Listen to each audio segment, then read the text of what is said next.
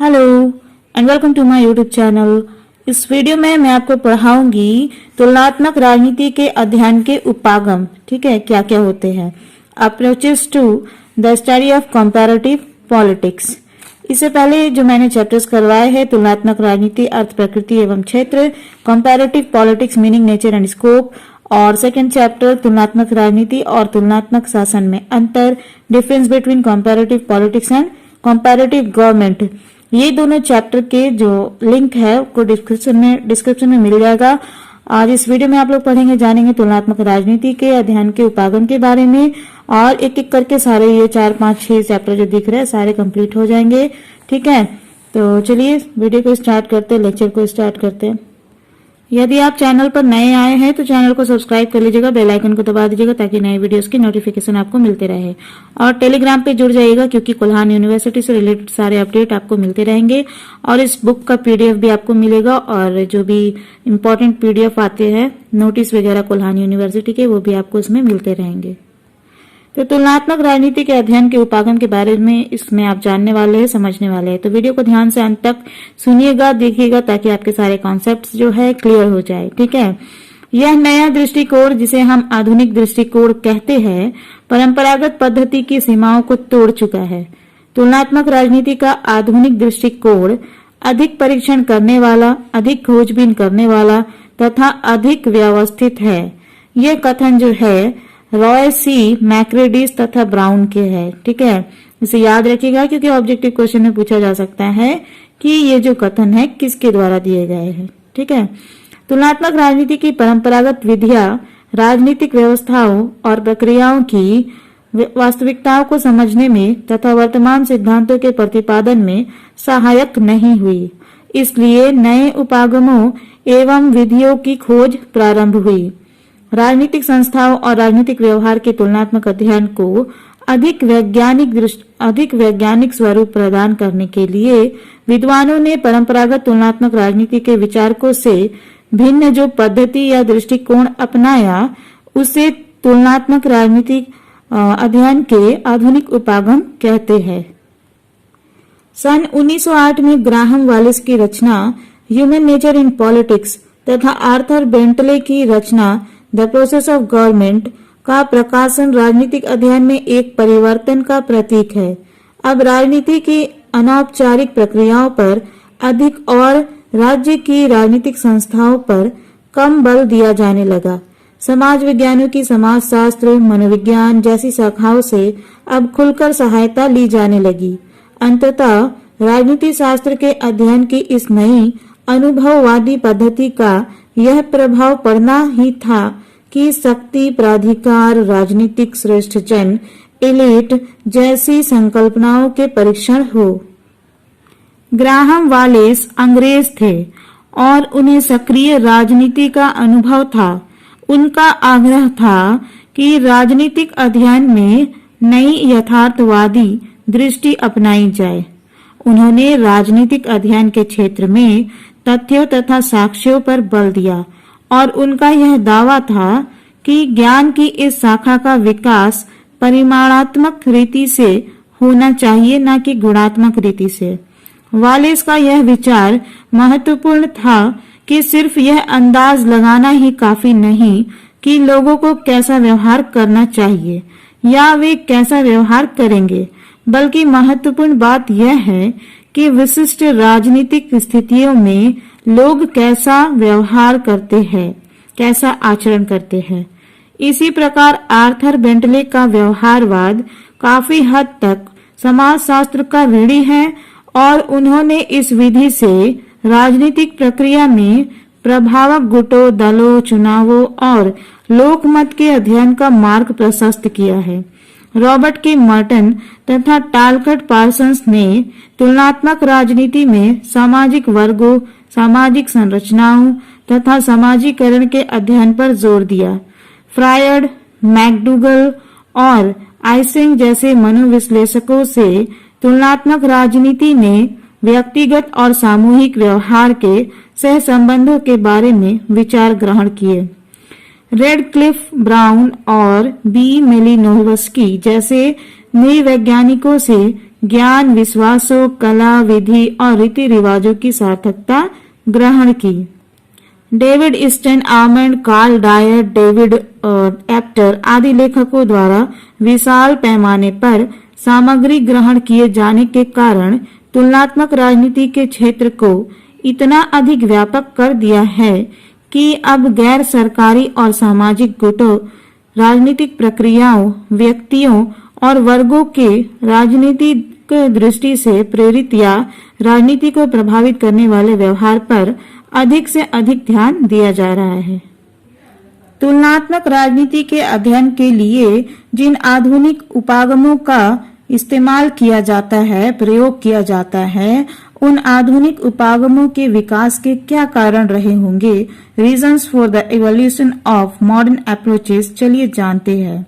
द्वितीय विश्व युद्ध के पश्चात दूसरे विश्व युद्ध वर्ल्ड वॉर के बाद तुलनात्मक राजनीति के अध्ययन में आधुनिक विधियों और उपागमों का प्रयोग बढ़ता ही गया।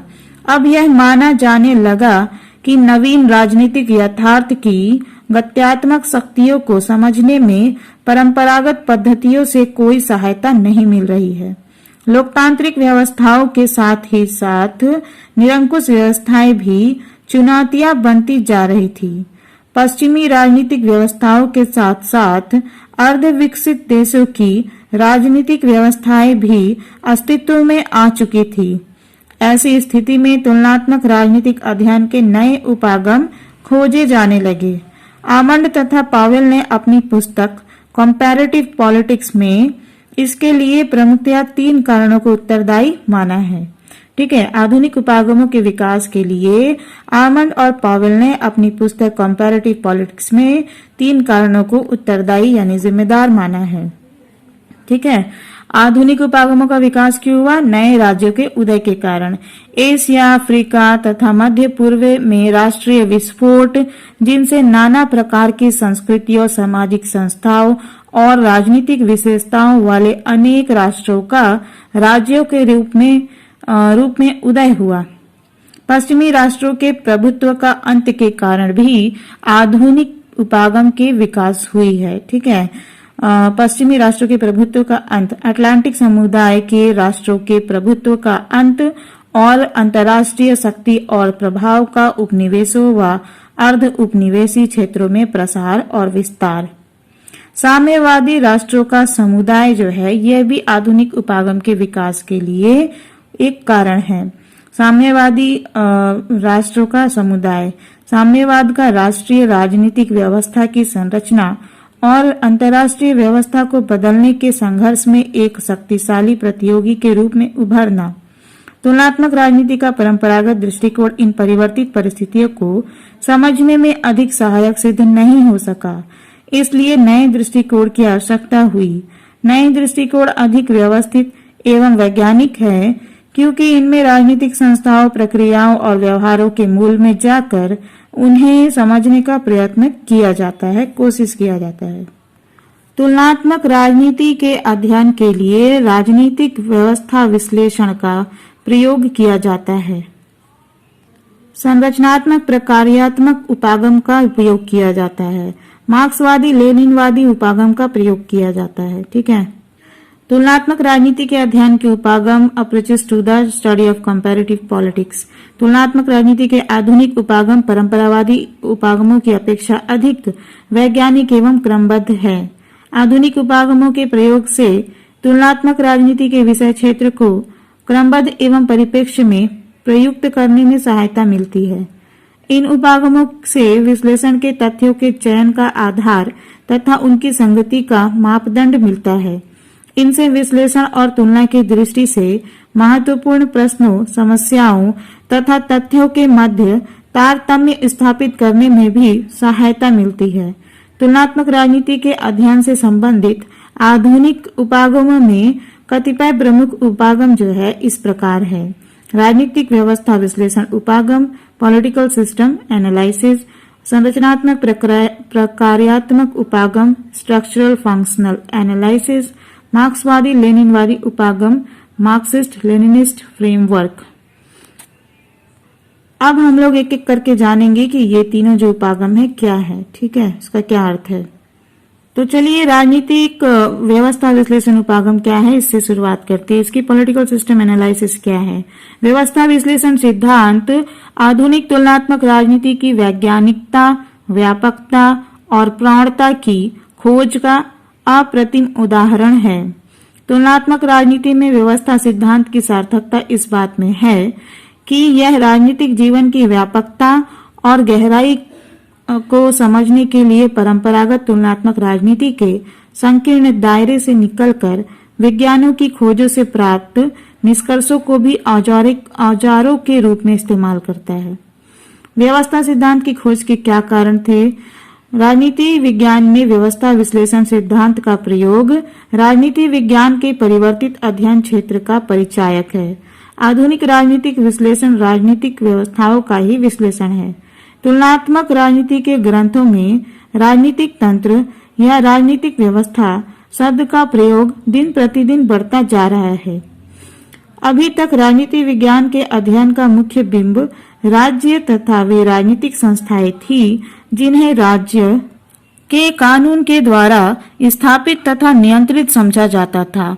लेकिन राजनीति विज्ञान में अनुभववाद की स्थापना के बाद राज्य एवं उसकी वैधानिक संस्थाओं के अध्ययन के बदले अध्ययन क्षेत्र की पुनर्व्याख्या करने की आवश्यकता हुई। वस्तुतः पारंपरिक और मध्ययुगीन राजशास्त्रियों ने राज्य का अध्ययन केवल औपचारिक संस्थाओं जैसे सरकार, न्यायपालिका तक ही सीमित रखा। उन्होंने उन अनौपचारिक संस्थाओं जैसे परिवार, जाति, वर्ग, धर्म तथा प्रभावकारी समूह आदि के कार्यों एवं भूमिका की उपेक्षा की, जो हमारी औपचारिक संस्थाओं के स्वरूप, कार्यप्रणाली और संबंधों को निर्धारित करते हैं। उनके अध्ययन का दृष्टिकोण संस्थागत, संकीर्ण और अतुलनात्मक था।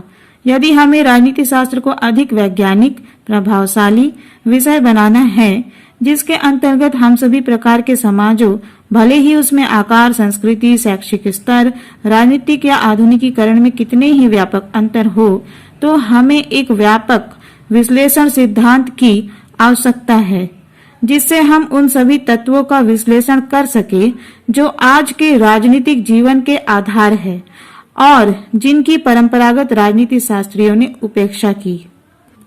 राजनीतिक व्यवस्था पॉलिटिकल सिस्टम की संकल्पना इस उद्देश्य की पूर्ति करती है। यह शब्द अधिक उपयुक्त है क्योंकि इसके अंतर्गत समस्त राजनीतिक क्रियाएं सन्निहित है, भले ही उनका संबंध समाज की किसी भी संस्था से हो या ये किसी भी स्थान पर घटित हो।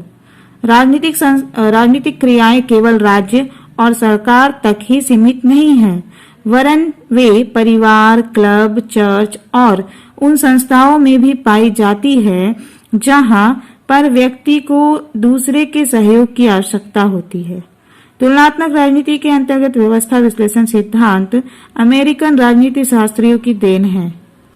सर्वप्रथम यानी सबसे पहले इस सिद्धांत का प्रयोग प्राकृतिक विज्ञानों में हुआ और उसके बाद समाज शास्त्र से होता हुआ यह राजनीतिक विश्लेषण का आधार बन गया। तुलनात्मक राजनीति में इसकी आवश्यकता निम्नलिखित कारणों से महसूस की जाने लगी। पहला है, आधुनिक तुलनात्मक विश्लेषणों में राज्य, राष्ट्र, संविधान जैसे पुराने प्रत्ययों की अनुपयुक्तता। तुलनात्मक विश्लेषण के अधिक व्यापक ढांचे की आवश्यकता। तुलनात्मक राजनीति में विचारधारा से मुक्त दृष्टिकोण की आवश्यकता। तुलनात्मक राजनीति में यथार्थवादी दृष्टिकोण की आवश्यकता। तुलनात्मक राजनीति को वैज्ञानिक अध्ययन बनाने के लिए इन सब कारणों से विश्लेषण सिद्धांत का विकास जो है अति आवश्यक हो गया था। अब आप जानेंगे कि राजनीतिक व्यवस्था विश्लेषण से क्या अभिप्राय है, इसका क्या अर्थ है। राजनीतिक व्यवस्था क्या है? हमें सर्वप्रथम सबसे पहले व्यवस्था शब्द का अर्थ समझना चाहिए। यह शब्द जो है व्यवस्था, यह भौतिक विज्ञानों से लिया गया है। भौतिक विज्ञानों के अंतर्गत व्यवस्था का अर्थ सुपरिभाषित अंतर क्रियाओं के समूह से है जिसकी सीमाएं निश्चित की जा सके। शाब्दिक परिभाषा के अनुसार व्यवस्था का अर्थ है जटिल संबंधित वस्तुओं का समग्र समूह, विधि, संगठन, पद्धति के निश्चित सिद्धांत तथा वर्गीकरण का सिद्धांत। इन अर्थों में महत्वपूर्ण शब्द है संबंधित, संगठित और संगठन। अर्थात एक व्यवस्था संगठित होनी चाहिए अथवा उसमें संगठन हो, उसके अंग संबद्ध हो। यदि किसी भी स्थान पर हमें संगठन मिलता है अथवा जहां से संगठित होने के गुण पाए जाते हैं और उसके सभी अंग एक दूसरे से संबद्ध है, तो वहां व्यवस्था विद्यमान है। व्यवस्था में 3 गुण पाए जाते हैं। व्यवस्था में व्यापकता, अन्योन्याश्रय और सीमाएं, ये तीनों गुण पाए जाते हैं। व्यापकता का अर्थ है व्यवस्था के अंतर्गत हम सभी परस्पर क्रियाओं को शामिल करते हैं। दूसरे शब्दों में हम व्यवस्था के अंतर्गत न केवल उन अंगों को शामिल करते हैं जो विधि पर आधारित है, जैसे विधानमंडल, कार्यपालिका आदि, बल्कि समस्त संरचनाओं को उनके राजनीतिक रूप में शामिल करते हैं, जैसे जाति, धर्म, परिवार आदि। अन्योन्याश्रय का अर्थ है एक दूसरे पर आश्रित होना या एक दूसरे को प्रभावित करना। जब व्यवस्था के एक अंग के गुणों में परिवर्तन आता है तो उसका प्रभाव अन्य संघटकों पर भी स्वतः ही यानी खुद ही पड़ जाता है। उदाहरण के लिए मानव शरीर एक व्यवस्था है। जब शरीर के किसी एक भाग में पीड़ा होती है तो उसका प्रभाव संपूर्ण शरीर पर पड़ता है। सीमाओं से हमारा तात्पर्य यह है कि प्रत्येक व्यवस्था किसी एक बिंदु से प्रारंभ होती है तथा किसी एक निश्चित स्थान पर उसका अंत होता है।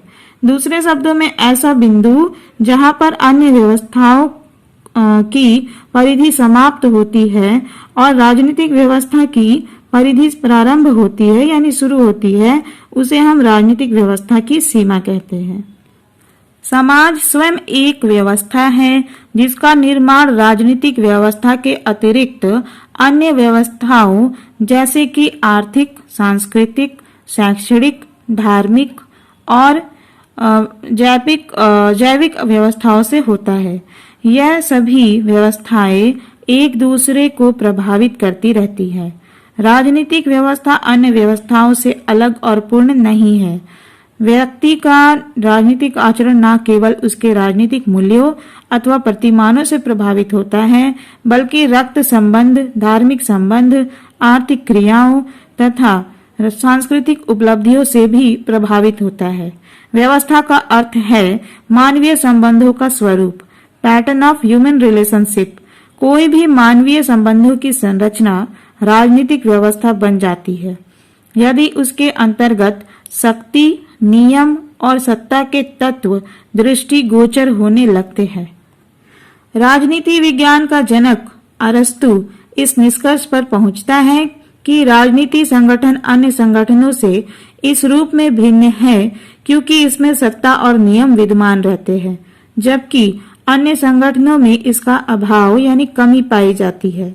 आधुनिक विचारक लासवेल भी राजनीतिक क्रिया उस क्रिया को मानता है जो शक्ति के परिप्रेक्ष्य से की गई हो। राजनीतिक व्यवस्था राजनीतिक संस्थाओं तक ही सीमित नहीं है। जाति, समूह, चर्च, व्यावसायिक संगठन सभी में राजनीतिक व्यवस्था की कल्पना की जा सकती है यदि संस्था के सदस्य सत्ता, शक्ति और नियम से संबंधित है। वस्तुतः प्रत्येक संगठन का एक राजनीतिक पहलू होता है। रॉबर्ट डहल के अनुसार राजनीतिक व्यवस्था मानव संबंधों का वह स्थायी संघ स्वरूप है जिसके अंतर्गत शक्ति, नियम और सत्ता महत्वपूर्ण मात्रा में अंतर्ग्रस्त हो। डेविड ईस्टन के अनुसार राजनीतिक व्यवस्था के 3 संघटक हैं। पहला है राजनीतिक व्यवस्था नीतियों के माध्यम से मूल्यों का आवंटन है। दूसरा यह कि इसका आवंटन प्राधिकारिक होता है और तीसरा इसका प्राधिकारिक आवंटन समाज पर बाह्य रूप से लागू होता है। संक्षेप में राजनीतिक व्यवस्था एक ऐसी उपव्यवस्था है जिसके विभिन्न भागों में ऐसी संबंध सूत्रता होती है कि व्यवस्था के किसी भी भाग में हुआ कोई भी परिवर्तन अन्य अंतःक्रियाशील अंगों तथा संपूर्ण राजनीतिक व्यवस्था में भी अनुकूल परिवर्तन ला देता है। राजनीतिक व्यवस्था की कुछ विशेषताएं होती है जो इस प्रकार है। आमंड ने राजनीतिक व्यवस्था की 5 विशेषताएं बतलाई है। राजनीतिक व्यवस्थाओं की सार्वभौमिकता, राजनीतिक संरचनाओं की सार्वभौमिकता, राजनीतिक कार्यों की सार्वभौमिकता, राजनीतिक संरचना की बहुकार्यता, राजनीतिक व्यवस्थाओं का सांस्कृतिक दृष्टि से मिश्रित रूप। विभिन्न राजनीतिक व्यवस्थाएं वास्तविक जीवन में प्रायः यानी हमेशा एक सा व्यवहार करती है। अतः राजनीतिक व्यवस्थाओं में पाई जाने वाली समान विशेषताएं इस प्रकार है। राजनीतिक व्यवस्था में किस प्रकार की विशेषता पाई जाती है? राजनीतिक व्यवस्था राजनीतिक संरचनाओं की समानता। सभी राजनीतिक व्यवस्थाओं में राजनीतिक संरचनाएं पाई जाती है। इन संरचनाओं की परस्पर तुलना की जा सकती है। इन संरचनाओं में अंतर केवल विशिष्टीकरण का होता है। कार्यों की सर्वव्यापकता, सभी राजनीतिक व्यवस्थाओं में समान कार्य किए जाते हैं। संरचना के आधार पर राजनीतिक व्यवस्था की तुलना करने पर हम सही परिणाम नहीं पाते। हमें संरचना की अपेक्षा कार्यों को अधिक महत्व देना चाहिए। हित समूह के संगठन और सदस्यता की अपेक्षा यह जानना अधिक उपयुक्त होगा कि हितों को कैसे स्पष्ट किया जा सकता है, कौन से संगठन इस कार्य में भाग लेते हैं और किस प्रकार के हितों को स्पष्ट करते हैं। राजनीतिक संरचना की विविधता, सभी राजनीतिक व्यवस्थाएं विविध कार्य करती है। यदि हम विगत 56 वर्षों में राजनीति शास्त्र में हुए विकासों का अवलोकन करें तो हम देखेंगे कि राजनीतिक संरचनाओं का प्रत्येक अंग केवल एक ही कार्य नहीं करता बल्कि एक से अधिक कार्य करता है। यह कहा जाता है कि विधायिका कानून बनाती है, कार्यपालिका उनको लागू करती है तथा न्यायपालिका उनकी व्याख्या करती है। लेकिन वास्तविकता यह है कि तीनों विभाग एक दूसरे के कार्य को करते हैं। विधानमंडल विधि निर्माण के साथ साथ प्रशासनिक और न्यायिक कार्य भी करता है। नौकरशाही न केवल कानूनों को लागू करती है बल्कि विधि निर्माण का एक बहुत बड़ा स्रोत है। राजनीतिक संरचनाओं का मिश्रित स्वरूप, कोई भी राजनीतिक व्यवस्था विशुद्ध नहीं होती। समस्त राजनीतिक व्यवस्थाएं मिश्रित व्यवस्थाएं हैं। राजनीतिक व्यवस्था परंपरागत तथा आधुनिक दोनों प्रकार के विचारों और संस्थाओं का रूप होती है। राजनीतिक साधनों पर असमान स्वामित्व, प्रत्येक व्यवस्था में राजनीतिक साधनों का असमान वितरण होता है। राजनीतिक साधनों से हमारा अभिप्राय उन साधनों से है जिनके द्वारा एक व्यक्ति दूसरे व्यक्ति के आचरणों को प्रभावित करता है। इस प्रकार राजनीतिक साधनों के अंतर्गत धन, भोजन, सूचनाएं, बल प्रयोग की धमकी आदि शामिल किए जा सकते हैं। राजनीतिक प्रभाव का प्रयत्न, राजनीतिक व्यवस्था के अंतर्गत कुछ लोग सरकार की नीतियों और निर्णयों को प्रभावित करने के लिए अधिक प्रयत्नशील रहते हैं। शासकीय नीतियों, नियमों और निर्णयों को प्रभावित करने की क्षमता का नाम राजनीतिक प्रभाव है। राजनीतिक प्रभाव का असमान वितरण, राजनीतिक व्यवस्था के अंतर्गत राजनीतिक प्रभाव का असमान वितरण होता है। इसका प्रमुख कारण साधनों का असमान वितरण है। कुछ व्यक्तियों के पास राजनीतिक साधन अधिक होते हैं जिनके द्वारा वे सरकार को प्रभावित कर सकते हैं। जिन व्यक्तियों का सरकार पर अधिक प्रभाव होता है वे अपने इस प्रभाव के द्वारा और अधिक राजनीतिक साधनों पर नियंत्रण कर सकते हैं। वैधता का अर्जन, राजनीतिक व्यवस्था के नेता यह प्रयत्न करते हैं, कोशिश करते हैं कि जब भी संघर्ष से निपटने के लिए सरकारी साधनों का प्रयोग किया जाए तो उन निर्णयों का पालन जनता न केवल हिंसा, दंड आदि की भावना से करे बल्कि इस भावना से भी करे कि वह नैतिक रूप से सही है और उनका पालन करना उचित है। अर्थात प्रत्येक राजनीतिक व्यवस्था के नेता अपने कार्यों को वैध बनाने का प्रयास करते हैं। विचारधारा का विकास, सिद्धांतों के समूह को विचारधारा कहा जाता है। सिद्धांतों के समूह को विचारधारा कहा जाता है। राजनीतिक व्यवस्था के नेता साधारणतया ऐसे स्थायी और एकीकृत सिद्धांतों के समूह को अपनाते हैं जो कि व्यवस्था में उनके नेतृत्व को स्पष्ट और उचित सिद्ध कर सके। नेता विचारधारा का विकास इसलिए करते हैं ताकि उनके नेतृत्व को वैधता प्राप्त हो सके अथवा वे अपने प्रभाव को प्राधिकार में परिवर्तित कर सके। यह तथ्य हम सभी जानते हैं कि बल प्रयोग की अपेक्षा प्राधिकार के माध्यम से शासन करना अधिक मितव्य है। विचारधारा राजनीतिक व्यवस्था को औचित्य प्रदान करती है। चलिए जानते हैं डेविड ईस्टन ने जो व्यवस्था सिद्धांत प्रतिपादित किया है वो क्या है। डेविड ईस्टन द्वारा प्रतिपादित व्यवस्था सिद्धांत ईस्टन्स वीव ऑफ पॉलिटिकल सिस्टम। तुलनात्मक राजनीति में व्यवस्था की अवधारणा का प्रयोग करने वाले विद्वानों में ईस्टन का नाम अग्रणी है, यानी सबसे आगे है। सन 1953 में प्रकाशित पुस्तक द पॉलिटिकल सिस्टम में उन्होंने यानी ईस्टन ने राजनीति विज्ञान में एक सामान्य व्यवस्था सिद्धांत का निर्माण का विचार प्रस्तुत किया था। डेविड ईस्टन के अनुसार राजनीतिक व्यवस्था अंतरक्रियाओं का ऐसा समूह है जिसके अंतर्गत मांगों को निर्गत आउटपुट में बदला जाता है। राजनीतिक व्यवस्था संस्थाओं एवं प्रक्रियाओं का एक जटिल समूह है जो समाज के भीतर आधिकारिक मूल्यों का विनियोजन करती है। हम राजनीतिक व्यवस्थाओं का अध्ययन इसलिए करते हैं क्योंकि उनके अधिकारपूर्ण निर्णय ऑथोरिटेटिव डिसीजंस के परिणामों का समाज के लिए बहुत महत्व है और इन परिणामों को निर्गत यानी आउटपुट कहा जाता है। किसी भी व्यवस्था को जीवित रखने के लिए यह आवश्यक है कि उसमें निरंतर निवेश यानी इनपुट्स होता रहे। निवेश के बिना कोई भी व्यवस्था कार्य नहीं कर सकती। निर्गत के बिना उसके कार्यों को समझा पहचाना नहीं जा सकता। ठीक है। ईस्टर्न का राजनीतिक व्यवस्था प्रतिमान जो है निवेश प्रकार यानी इनपुट्स क्या है। निवेश से तात्पर्य मांग तथा समर्थन से है। प्रत्येक राजनीतिक व्यवस्था के सामने पर्यावरण से कुछ मांगे रखी जाती है। इन मांगों के पीछे मांग रखने वालों का समर्थन होता है जो राजनीतिक व्यवस्था में निर्णय लेने वालों का ध्यान उन मांगों की ओर आकर्षित करता है। इसके साथ ही साथ समर्थन राजनीतिक व्यवस्था को विभिन्न प्रकार की मांगों से निपटने की शक्ति भी प्रदान करता है, क्योंकि राजनीतिक व्यवस्था का अस्तित्व इस बात पर निर्भर करता है कि उसे जनता का कितना समर्थन प्राप्त है। यह समर्थन उसकी मांगों की पूर्ति की क्षमता पर निर्भर करता है। मांगे हमें यह समझने में सहायता करती है कि किस तरह पर्यावरण संपूर्ण राजनीतिक व्यवस्था पर अपना प्रभाव डालता है, क्योंकि मांगों का जन्म सामाजिक पर्यावरण में होता है। मांगों की वैधता, व्यवस्था की क्षमता तथा स्थायित्व को समझने में समर्थन सहायता करती है। राजनीति में मांग किसे कहते हैं? डिमांड। मांग मन की अभिव्यक्ति है जिसके द्वारा किसी वस्तु विशेष के प्राधिकारिक आवंटन यानी एलोकेशन के लिए उन लोगों से जो कि इसको करने के लिए उत्तरदायी है कहा जाता है कि ऐसा होना चाहिए या नहीं होना चाहिए। मांगे कई प्रकार की हो सकती है, संकीर्ण, विशिष्ट या सामान्य। उनको व्यक्त करने वाले लोगों तथा उनके उद्देश्यों पर यह निर्भर रहता है या करता है। मांगों की अपनी एक निर्दिष्ट दिशा होती है।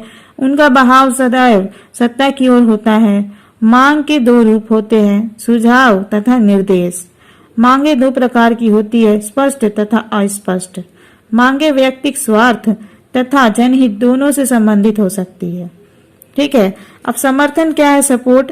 राजनीतिक व्यवस्था कुछ कार्य करती है। कार्य करने के लिए समर्थन का होना बहुत ही आवश्यक है। समर्थन एक महत्वपूर्ण निवेश है जिसके होने या ना होने से महत्वपूर्ण परिणाम निकलते हैं। बिना समर्थन के मांगों का कोई औचित्य ही नहीं रह जाता है। यह एक ऐसा बल है जो अधिकारियों का ध्यान मांगों की ओर आकर्षित करता है। समर्थन एक ऐसी कड़ी है जो राजनीतिक व्यवस्था को पर्यावरण से जोड़ती है। यदि अधिकारियों को व्यवस्था में समर्थन प्राप्त नहीं है तो मांगों का निवेश के रूप में विधायन करना संभव नहीं हो पाएगा। बिना समर्थन के शासन में स्थिरता नहीं आ पाती। सामाजिक एकता बनाए रखने के लिए समर्थन जो है आवश्यक है। निर्गत प्रकार क्या होते हैं? आउटपुट्स। निर्गत वे उत्पादित वस्तुएं हैं जो निवेश के रूपांतरण के बाद प्राप्त होती है। निवेश को समर्थन द्वारा सूत्रबद्ध करके व्यवस्था के सामने निर्णय लेने के लिए रखा जाता है। राजनीतिक व्यवस्था विभिन्न प्रकार के निवेशों पर निर्णय लेती है। निर्गत व्यक्तियों द्वारा रखी गई मांगों पर राजनीतिक व्यवस्था का निर्णय है। पुनर्निवेशन यानी फीडबैक क्या है? निर्गत का उद्देश्य सदस्यों की आवश्यकताओं को पूरा करना होता है। व्यवस्था के निर्गत से सदस्यों की आवश्यकताएं पूरी हुई या नहीं, जनता की इस संबंध में क्या प्रतिक्रिया है, इस संबंध में जो सूचनाएं अधिकारी गणों के पास आती है उसे पुनर्निवेशन कहते हैं। राजनीतिक व्यवस्था के भीतर संपादित होने वाले सभी कार्यों में सर्वाधिक महत्वपूर्ण कार्य पुनर्निवेशन चक्र फीडबैक लूप का है, क्योंकि इसके द्वारा संपादित कार्य की प्रक्रिया से राजनीतिक कार्यों का चक्र संचालित होता है।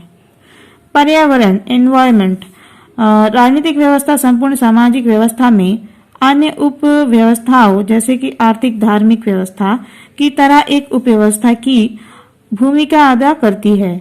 इसके पर्यावरण से आंशिक रूप से इसकी सहयोगिनी उप व्यवस्थाओं का बोध होता है, जिन्हें आंतरिक सामाजिक पर्यावरण इंटर सोसाइटल इन्वायरमेंट की संज्ञा दी गई है। आंतरिक सामाजिक पर्यावरण को देखने में यह स्पष्ट हो जाता है कि राजनीतिक व्यवस्था वातावरण, इकोलॉजी, जैविक तत्व तथा समाज की पद्धतियों द्वारा प्रभावित होती है। समीक्षा डेविड स्टन का सामान्य व्यवस्था सिद्धांत या निवेश निर्गत विश्लेषण इनपुट आउटपुट एनालिसिस में संरचनात्मक कार्यात्मक विश्लेषण के भांति व्यापकता होने के बावजूद इस पर अगतिशीलता का आरोप नहीं लगाया जा सकता। इस सिद्धांत ने पुनर्निवेशन जैसी धारणाओं को शामिल करके अपने आप को गतिशील सिद्धांत के रूप में पेश किया है। इससे किसी खास राजनीतिक व्यवस्था के साथ अपने को आबद्ध करने से बचाकर तुलनात्मक विश्लेषण की नई अंतर्दृष्टि प्रदान की है। अब आप जानेंगे आमंड ने जो व्यवस्था सिद्धांत की प्रतिपादन की है, almonds views of political system. Almond द्वारा प्रतिपादित व्यवस्था सिद्धांत क्या है? ठीक है, राजनीतिक व्यवस्था की अवधारणा के ईस्टर्न द्वारा दिए गए मॉडल को निवेश निर्गत मॉडल इनपुट आउटपुट मॉडल कहा जाता है और आमंड पावेल द्वारा दिए गए मॉडल को संरचनात्मक प्रकार्यात्मक मॉडल स्ट्रक्चरल फंक्शनल मॉडल कहा जाता है। आमंड पावेल ने राजनीतिक व्यवस्था के बारे में मौलिक रूप से ईस्टर्न की ही व्यवस्था को स्वीकार किया है, लेकिन उन्होंने राजनीतिक व्यवस्था के संघटकों को लेकर ईस्टर्न से बहुत आगे बढ़ने का प्रयास किया है। वे राजनीतिक व्यवस्था के ढांचे को इसके प्रकार्यात्मक पहलुओं से पृथक करके समझने का प्रयास करते हैं। आमंड ने राजनीतिक व्यवस्था की 3 विशेषताएं बतलाई है: विशदता, अन्योन्याश्रितता और सीमाएं। उसने सभी व्यवस्थाओं में 5 समानताएं दर्शाई है: राजनीतिक व्यवस्थाओं की सार्वभौमिकता, राजनीतिक संरचनाओं की सार्वभौमिकता, राजनीतिक प्रकारों की सार्वभौमिकता, राजनीतिक संरचनाओं की बहुप्रकार्यता और राजनीतिक व्यवस्थाओं की सांस्कृतिक रूप से मिश्रित विशेषता। राजनीतिक व्यवस्था के 2 प्रकार हैं: निवेश यानी इनपुट्स और निर्गत यानी आउटपुट्स। निवेश 4 प्रकार के हैं: राजनीतिक समाजीकरण और भर्ती, हित अभिव्यक्तिकरण, हित समूहन, राजनीतिक संचार। और निर्गत 3 प्रकार के हैं, आउटपुट जो है 3 प्रकार के हैं: नियम निर्माण, नियम प्रयोग, नियम निर्णय। आमंड का दावा है कि उसका राजनीतिक व्यवस्था सिद्धांत का आधुनिक और विकसित राजनीतिक व्यवस्थाओं की तुलना करने के लिए है। राजनीतिक संस्कृति की धारणा के आधार पर आमंड ने राजनीतिक व्यवस्थाओं को 4 भागों में विभाजित किया है: आंग्ल अमेरिकन राजनीतिक व्यवस्था, यूरोपीय महाद्वीपीय राजनीतिक व्यवस्था, पूर्व औद्योगिक या आंशिक रूप से औद्योगिक राजनीतिक व्यवस्थाएं तथा सर्वसत्ताधारी राजनीतिक व्यवस्थाएं। वस्तुतः आमंड पावेल ने राजनीतिक व्यवस्था को निवेश निर्गत के रूप में देखने के बजाय संरचनाओं और प्रकारों के रूप में समझने का प्रयत्न किया है।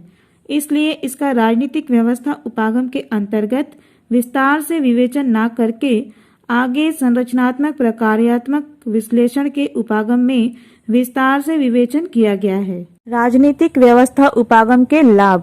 रॉबर्ट सी बोन का मत है कि राजनीतिक व्यवस्था उपागम से तुलनात्मक विश्लेषण का सर्वश्रेष्ठ सिद्धांत प्रस्तुत हुआ है। इससे तुलनाएं करना आसान और उपयोगी बना है। उन्हीं के शब्दों में यह तुलनात्मक विश्लेषण की श्रेष्ठतम प्रविधि है, क्योंकि यह संपूर्ण राजनीतिक व्यवस्था के अवलोकन पर केंद्रित है और इसके अंतर्वेशी प्रत्यय और प्रवर्ग तुलना में सहूलियत ला देते हैं। Doctor SP. वर्मा ने डेविड ईस्टन के व्यवस्था विश्लेषण सिद्धांत की दो विशेषताएं बतलाई है। पहली विशेषता यह है कि इस विश्लेषण पद्धति में संतुलन दृष्टिकोण से आगे तक जाकर व्यवस्था में होने वाले परिवर्तनों और गत्यात्मकताओं पर ध्यान दिया गया है। दूसरा यह कि तुलनात्मक राजनीति में इसके द्वारा प्रस्थापित प्रत्ययों, प्रविधियों और अवधारणाओं के माध्यम से संपूर्ण राजनीतिक व्यवस्था का तुलनीय अवलोकन किया जा सकता है। मोटे रूप से तुलनात्मक राजनीति के अध्ययन में व्यवस्था विश्लेषण सिद्धांत से लाभ जो है इस प्रकार है। तुलनात्मक राजनीति के अध्ययन में व्यवस्था विश्लेषण जो है संपूर्ण राजनीतिक व्यवस्था पर ध्यान केंद्रित करता है और यह राजनीतिक व्यवस्थाओं के गत्यात्मक विश्लेषण का मार्ग खोल देता है। इस दृष्टिकोण का संबंध किसी विचारधारा से नहीं होने के कारण हर राजनीतिक व्यवस्था के इस दृष्टिकोण के प्रयोग द्वारा तुलना और विश्लेषण करना संभव है। इस राजनीतिक व्यवस्था में परिवर्तनों और विकास की दिशा का अंदाजा लगाया जा सकता है। इसके आधार पर राजनीतिक व्यवस्था की क्षमता या सामर्थ्यों का संकेत मिल जाता है। यह अवधारणा विकास की गति का भी संकेत देने में समर्थ है। संक्षेप में तुलनात्मक राजनीति को परंपरागतता से निकलकर आधुनिक बनाने में राजनीति व्यवस्था की अवधारणा की आधारभूत देन मानी जाती है। संरचनात्मक प्रकार्यात्मक उपागम स्ट्रक्चरल फंक्शनल एनालिसिस क्या है? तुलनात्मक राजनीति में व्यवस्था विश्लेषण का संरचनात्मक प्रकार्यात्मक उपागम ईस्टन के निवेश निर्गत विश्लेषण से उत्पन्न असंतोष के कारण अस्तित्व में आया। ईस्टन का निवेश निर्गत मॉडल सामान्य सिद्धांत निर्माण में तुलनात्मक राजनीति को बहुत आगे तक नहीं ले जा पाया। अतः आमंड ने राजनीतिक व्यवस्थाओं को संरचनाओं और प्रकारों के रूप में समझने के प्रयत्न का विचार प्रस्तुत किया। संरचनात्मक प्रकार्यात्मक दृष्टिकोण से अभिप्राय। संरचनात्मक प्रकार्यात्मक उपागम इस बात की व्याख्या करता है कि कौन सी संरचना राजनीतिक व्यवस्था के अंतर्गत कौन से कार्यों का संपादन करती है। यह वस्तुतः व्याख्या और परीक्षण का एक उपकरण है। यह उपागम दो प्रमुख धारणाओं पर केंद्रित है और ये दो प्रमुख धारणा है प्रकार्य और संरचना की धारणाएं। संरचनात्मक प्रकार्यात्मक उपागम के अंतर्गत हम तुलनात्मक राजनीति का अध्ययन सरकारों की संरचना एवं कार्यों का विश्लेषण करके कर सकते हैं। संरचनात्मक प्रकार्यात्मक विश्लेषण की मूलभूत मान्यता यह है कि मनुष्य सुसंगत ढंग से क्रिया करता है, अर्थात वह अपनी भूतकालीन आपसी क्रियाओं को दोहराता रहता है। जब इन अंतः क्रियाओं को एक सीमा के बाहर दोहराया जाता है तब इसके परिणाम स्वरूप संरचनाओं यानी स्ट्रक्चर्स की उत्पत्ति होती है।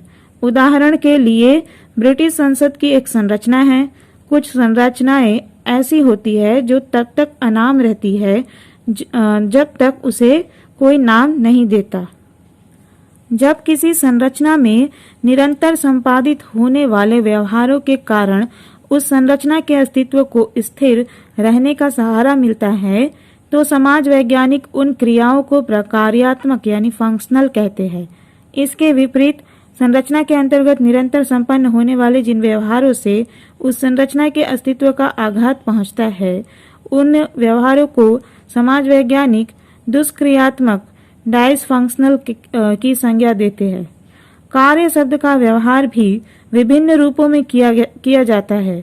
कुछ संरचनाओं द्वारा किए जाने वाले कार्य नितांत स्पष्ट होते हैं, इसलिए विशेष संरचना द्वारा संपादित कार्यों को स्पष्ट कार्य मैनिफेस्ट फंक्शंस कहा जाता है। जैसे ब्रिटिश संसद का स्पष्ट कार्य कानून बनाना है। राजनीति में कुछ स्पष्ट कार्यों का वर्णन संविधानों में कर दिया जाता है। इसके विपरीत संरचनाओं के कुछ कार्य स्पष्ट नहीं होते और उनका तब तक पता नहीं चलता जब तक उनकी खोज नहीं की जाती। इन कार्यों को अव्यक्त लेटेंट कार्य कहा जाता है। इन्हें जानने की क्रिया कौशल स्किल की मांग करती है। इसलिए जो समाज वैज्ञानिक संरचनाओं के अव्यक्त कार्यों का जितना अधिक उद्घाटन करते हैं वे उतने ही अधिक कुशल माने जाते हैं। कुछ संरचनाएं एक समान दिखती है और एक समान कार्यों का संपादन भी करती है। इसके उलट, इसके विपरीत, कुछ संरचनाएं एक समान प्रतीत होने के बावजूद भिन्न भिन्न कार्यों का संपादन करती है। उदाहरण के लिए अमेरिकन कांग्रेस और भारतीय संसद एक समान होते हुए भी कार्यों की दृष्टि से दोनों में भिन्नता है। अतः संरचनाओं की तुलना एक कठिन कार्य है, अतः अधिकतर इसके कार्यों की तुलना की जाती है। संक्षेप में संरचनात्मक प्रकार्यात्मक उपागम के अंतर्गत 3 प्रश्न अंतर्निहित है। पहला यह कि किसी भी व्यवस्था में कौन से बुनियादी कार्यों का संपादन होता है और किस संरचना द्वारा वे कार्य किए जाते हैं और किन परिस्थितियों में उन कार्यों को पूरा किया जाता है। इस उपागम की मुख्य मान्यताओं को सरल शब्दों में इस प्रकार व्यक्त किया जा सकता है। प्रत्येक व्यवस्था की संरचनाएं होती है। इन संरचनाओं को पहचाना जा सकता है। इन संरचनाओं के अंग अथवा तत्व व्यवस्था के अंतर्गत कार्य करते हैं। व्यवस्था की संरचनाओं के अंगों द्वारा किए गए कार्यों का महत्व व्यवस्था के कार्यों के परिप्रेक्ष्य में ही है। व्यवस्था की संरचनाओं के अंग कार्य की दृष्टि से अन्योन्याश्रित होते हैं। इन कार्यों का महत्व उसी समय तक है जब तक वे व्यवस्था के अंग है। व्यवस्था की प्रवृत्ति संतुलन यानी इक्विलिब्रियम की ओर होती है। संरचना की संकल्पना, कॉन्सेप्ट ऑफ स्ट्रक्चर। संरचना व्यवस्था के भीतर उन प्रबंधों को बनाती है जो प्रकार्यों का निष्पादन करते हैं। राजनीति की दुनिया में जिसे व्यवस्था कहा जाता है उसका एक ढांचा होता है और यह ढांचा, स्ट्रक्चर या संरचना अपने आप में एक गतिशील मशीन की भांति कुछ कार्य करती है। उदाहरण के लिए संसद या राजनीतिक दल राजनीतिक व्यवस्था के भीतर एक संरचना है जो विविध कार्य करते हैं। प्रकार्यों की संकल्पना, कॉन्सेप्ट ऑफ फंक्शंस। मॉर्टन के अनुसार प्रकार्य प्रेक्षित परिणाम हैं जो किसी व्यवस्था के अनुकूल या पुनः समायोजन की व्याख्या करते हैं और उन प्रेक्षित परिणामों को उपक्रिया कहते हैं जो किसी व्यवस्था के अनुकूल या समायोजन को कम करते हैं। प्रकार्यों की संकल्पना में 3 बुनियादी प्रश्न निहित हैं। किस व्यवस्था में कौन से बुनियादी कार्य किए जाते हैं, ये कार्य किस उपकरण से किए जाते हैं और किन परिस्थितियों में इन प्रकार्यों का निष्पादन किया जाता है। अब आप जानेंगे संरचनात्मक प्रकार्यात्मक उपागम की विशेषताएं। एलन बाल के अनुसार सामान्य व्यवस्था सिद्धांत के फलस्वरूप संरचनात्मक प्रकार्यात्मक अध्ययन उपागम अस्तित्व में आया। तुलनात्मक राजनीति में इस उपागम का विशेष रूप से प्रयोग आमंड और पावेल ने किया है और उन्होंने स्टर्न की तरह ही राजनीतिक व्यवस्था के 4 लक्षण माने हैं। राजनीतिक व्यवस्था के भागों में अंतर्निर्भरता, राजनीतिक व्यवस्था की सीमा, राजनीतिक व्यवस्था का पर्यावरण तथा राजनीतिक व्यवस्था द्वारा बाध्यकारी शक्ति का प्रयोग। किंतु ईस्टर्न ने राजनीतिक व्यवस्था को निवेश निर्गत के रूप में समझने का प्रयास किया, जबकि आमंड ने इसे संरचनाओं और प्रकार्यों के आधार पर समझते हैं।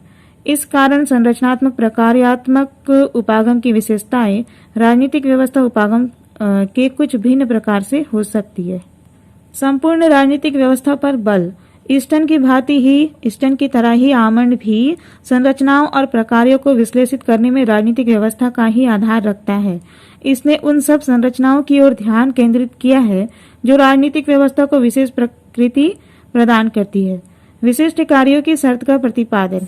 व्यवस्था में संरचनात्मक विभिन्नीकरण या विविधता हो सकती है, अर्थात किसी राजनीतिक व्यवस्था में प्रकार्यों का संपादन का प्रकार की संरचनाओं के द्वारा हो सकता है तो किसी अन्य व्यवस्था में इन्हीं कार्यों का निष्पादन खा प्रकार की संरचनाएं कर सकती है।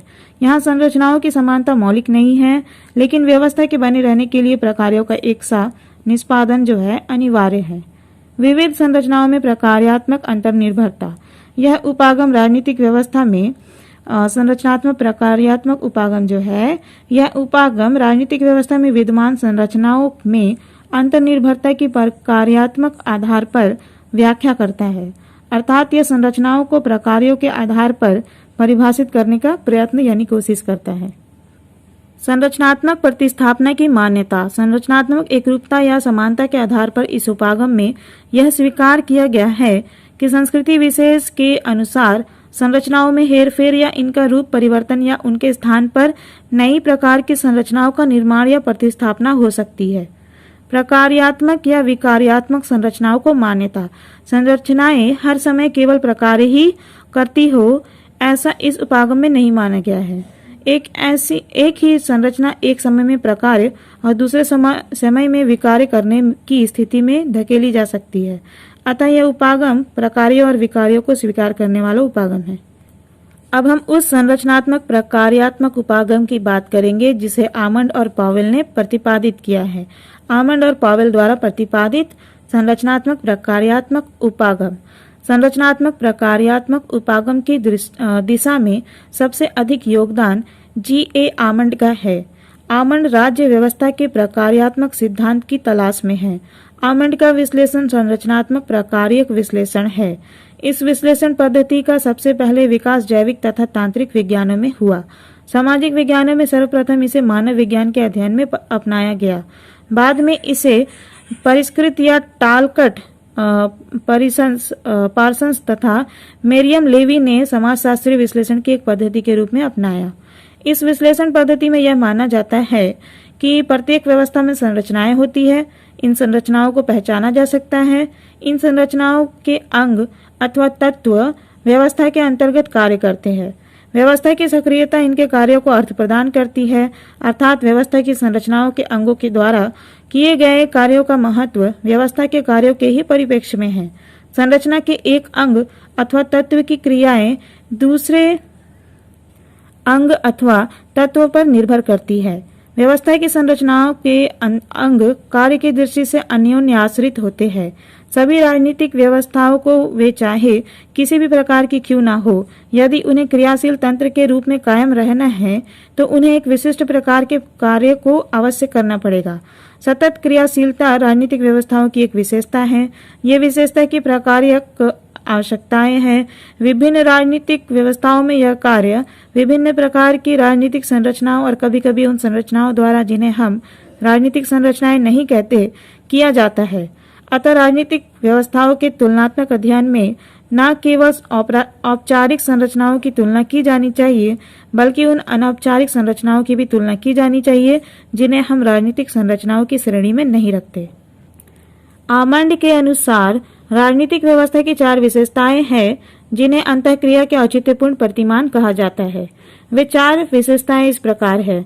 प्रत्येक राजनीतिक व्यवस्था की कुछ संरचनाएं होती है, उनमें से कुछ अधिक विशेषीकृत होने के कारण अधिक कार्य करती है और अन्य कम विशेषीकृत होने के कारण इसमें कम कार्य कर सकती है।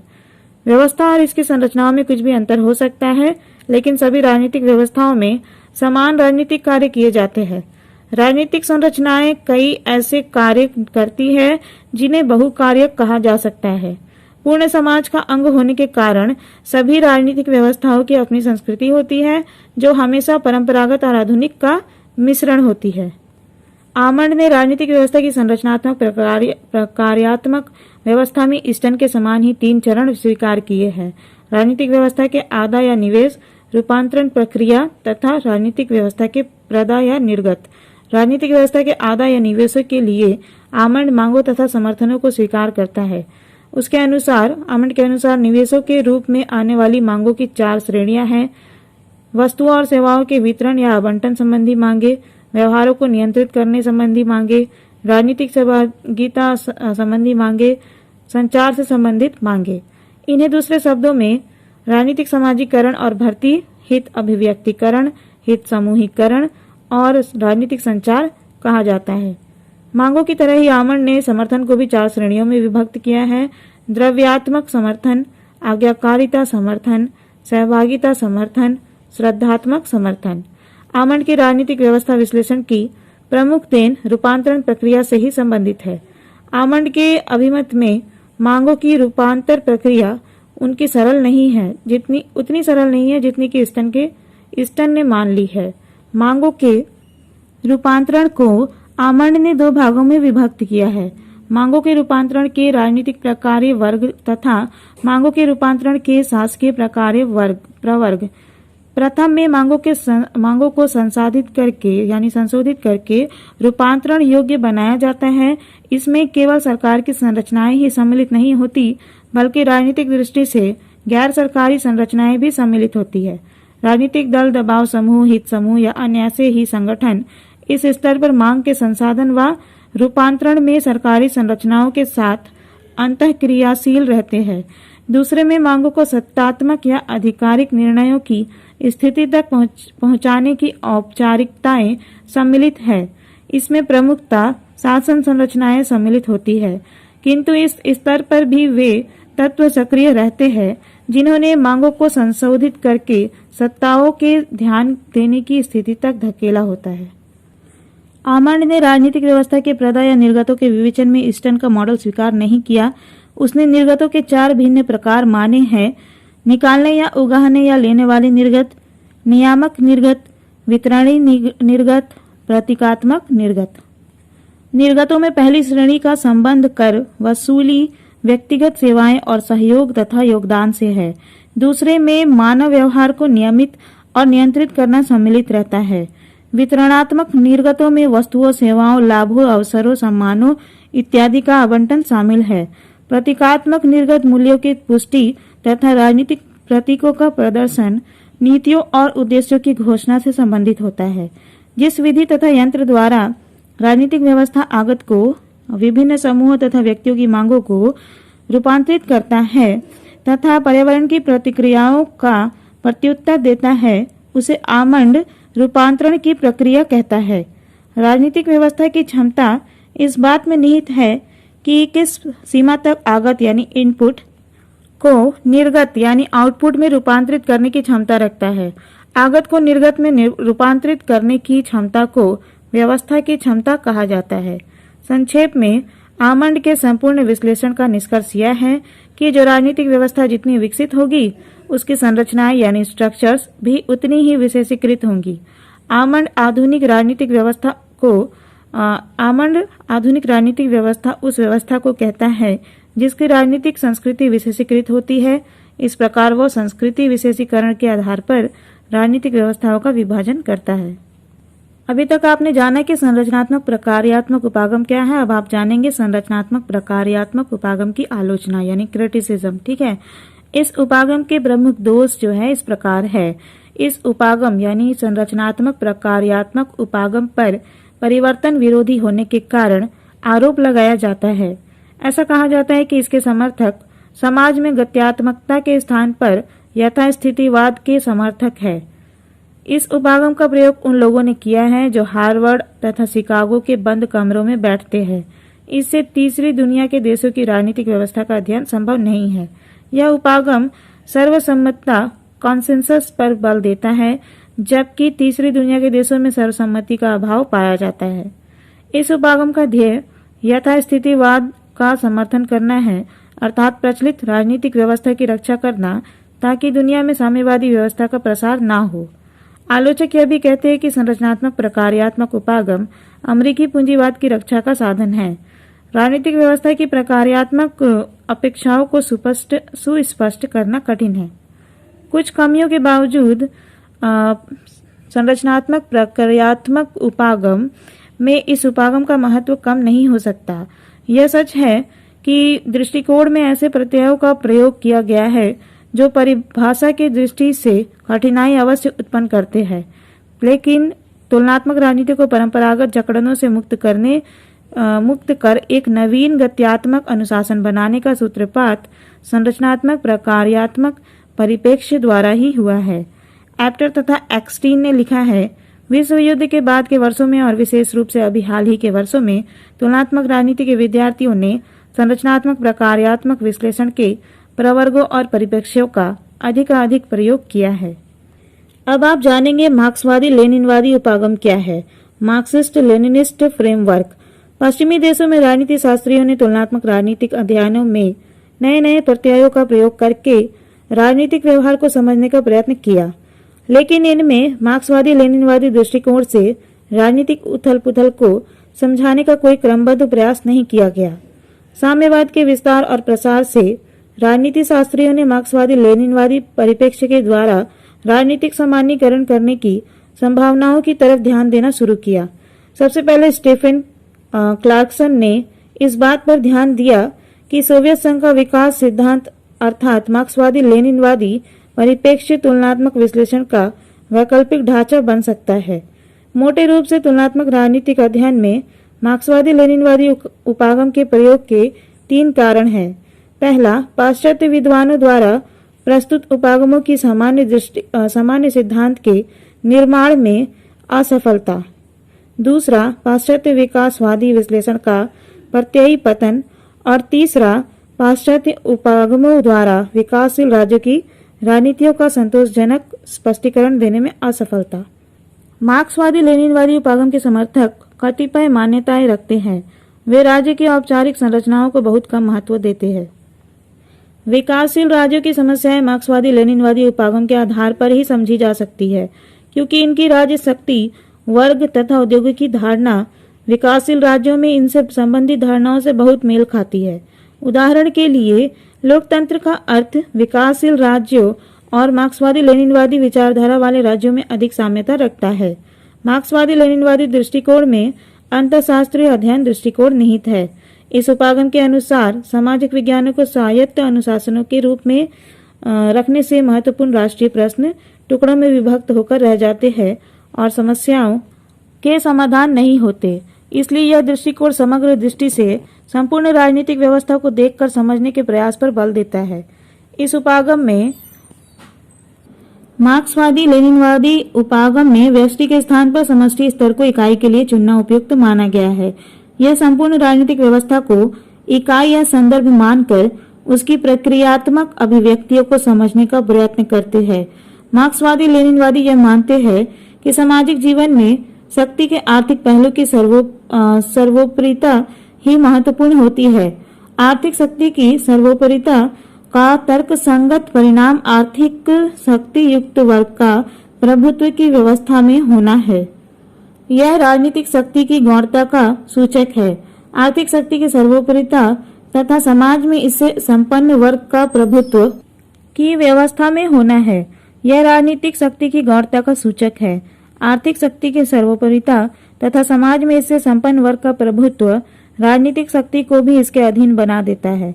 अतः तुलनात्मक विश्लेषण राजनीतिक शक्ति के आधार पर करने के साथ ही साथ आर्थिक शक्ति की संरचना को ध्यान में रखकर किया जाना चाहिए।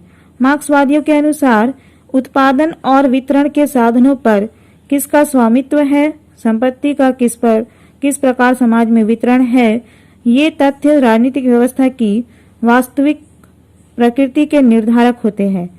इसलिए तुलनात्मक राजनीति वास्तव में यथार्थवादी तभी बन सकती है जब शक्ति के आर्थिक पहलू को ध्यान में रखा जाए।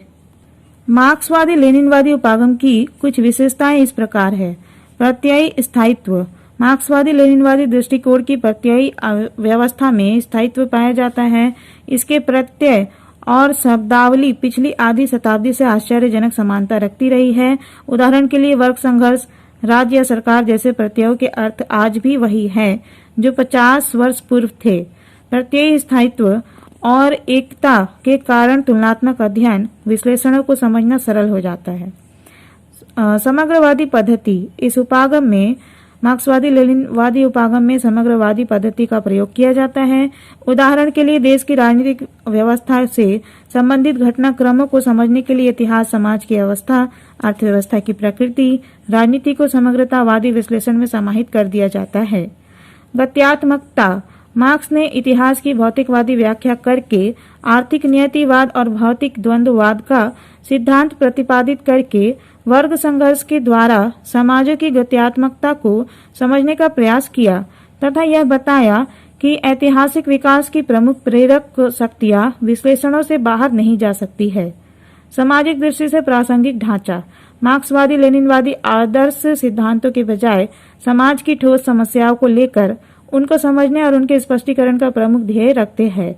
उनकी मान्यता है कि तुलनात्मक राजनीतिक अध्ययनों का प्रमुख जोर समाज से संबंधित व प्रासंगिक बातों को ही अध्ययन व तुलनाओं के लिए चुनने में होना चाहिए। मार्क्सवादी लेनिनवादी उपागम की इस आधार पर आलोचना की जाती है कि यह विचारधारा विशेष से संबद्ध है। इसमें मार्क्सवादी लेनिनवादी से कहीं अधिक बल साम्यवाद पर केंद्रित होने की स्थिति आ जाती है। अतः तुलनात्मक राजनीतिक अध्ययन निष्पक्षता की स्थिति से दूर हट जाते हैं।